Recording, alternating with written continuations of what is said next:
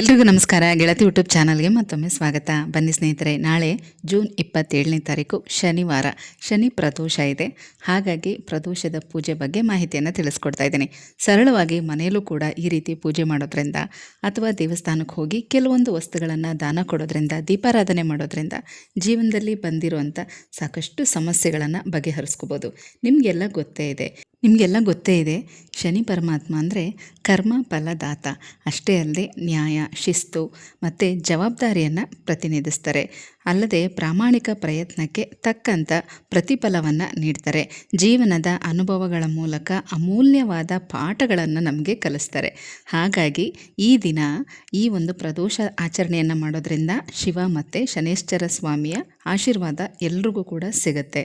ಈ ಪ್ರದೋಷ ವ್ರತವನ್ನು ಯಾರೆಲ್ಲ ಆಚರಣೆ ಮಾಡಬಹುದು ಅಂತಂದರೆ, ಅತ್ಯಂತ ದುಃಖ ಕಷ್ಟದಿಂದ ಬಳಲ್ತಾ ಇರುವಂಥವ್ರು, ಶನಿ ಮಹಾದಶೆ ನಡೀತಾ ಇರುವಂಥವ್ರು, ಶನಿದೋಷ ನಿವಾರಣೆಗಾಗಿ ಈ ಪ್ರದೋಷ ವ್ರತವನ್ನು ಮಾಡಬಹುದು.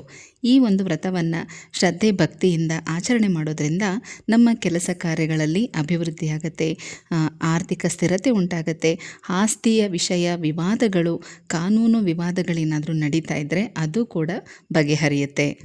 ಅಷ್ಟೇ ಅಲ್ಲದೆ ಈ ಒಂದು ವ್ರತವನ್ನು ಮಾಡೋದ್ರಿಂದ ಪಿತೃದೋಷ ಮತ್ತು ಕಾಳಸರ್ಪ ದೋಷದಿಂದ ಕೂಡ ಮುಕ್ತಿಯನ್ನು ಪಡಿಬಹುದು. ಅಂದರೆ ಯಾವುದೇ ರೀತಿ ಅಂಥ ದೋಷದಿಂದ ಸಮಸ್ಯೆಗಳಾಗ್ತಾ ಇದ್ದರೆ ಅದು ಕೂಡ ಬಗೆಹರಿಯುತ್ತೆ.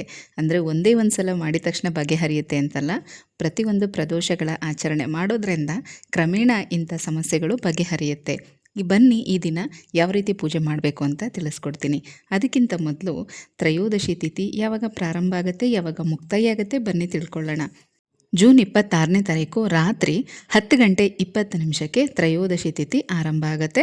ಜೂನ್ 28ನೇ ತಾರೀಕು ರಾತ್ರಿ 12:40 ಮುಕ್ತಾಯ ಆಗುತ್ತೆ. ಅಂದರೆ ಶನಿವಾರ 27ನೇ ತಾರೀಕು ದಿನಪೂರ್ತಿ ತ್ರಯೋದಶಿ ತಿಥಿ ಇರುತ್ತೆ. ಹಾಗಾಗಿ ಈ ದಿನ ಪೂಜೆಗೆ ಪ್ರಶಸ್ತವಾದಂಥ ಸಮಯ. ಸಾಮಾನ್ಯವಾಗಿ ಪ್ರದೋಷ ಪೂಜೆನ ಸಂಜೆ ಹೊತ್ತೆ ಮಾಡುವಂಥದ್ದು.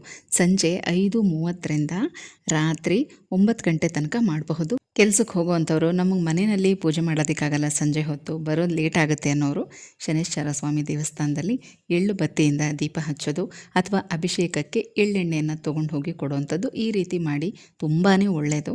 ಮನೆಯಲ್ಲಿ ಪೂಜೆ ಮಾಡುವಂಥವ್ರು ಶಿವಲಿಂಗ ಇದ್ದರೆ ಈ ದಿನ ಪಂಚಾಮೃತ ಅಭಿಷೇಕವನ್ನು ಮಾಡಿ ಬಿಲ್ವ ಪತ್ರೆಯಿಂದ ಅರ್ಚನೆ ಮಾಡ್ತಾ 108 ಸಲ ಓಂ ನಮಃ ಶಿವಾಯ ಅಂತ ಹೇಳಬೇಕು ಅಥವಾ ಶಿವನ ಅಷ್ಟೋತ್ತರನ ಹೇಳ್ಕೋಬೇಕು. ಮತ್ತು ಓಂ ಶಂ ಶನೇಶ್ವರಾಯ ನಮಃ ಅಂತ ಈ ಒಂದು ಶನೇಶ್ವರ ಸ್ವಾಮಿ ಮಂತ್ರನೂ ಕೂಡ 108 ಸಲ ಜಪ ಮಾಡಬೇಕು. ಈ ಒಂದು ಕೆಲಸ ಮಾಡಿ ನೋಡಿ, ಜಾತಕದಲ್ಲಿ ಮತ್ತು ಜೀವನದಲ್ಲಿ ಇರುವಂಥ ಎಷ್ಟೋ ಸಮಸ್ಯೆಗಳು, ಗ್ರಹ ದೋಷಗಳು, ನಿಮ್ಮ ಕೆಲಸ ಕಾರ್ಯದಲ್ಲಿ ಆಗ್ತಾ ಇರುವಂಥ ಅಡೆತಡೆಗಳು ಇದೆಲ್ಲ ಕೂಡ ನಿವಾರಣೆ ಆಗುತ್ತೆ.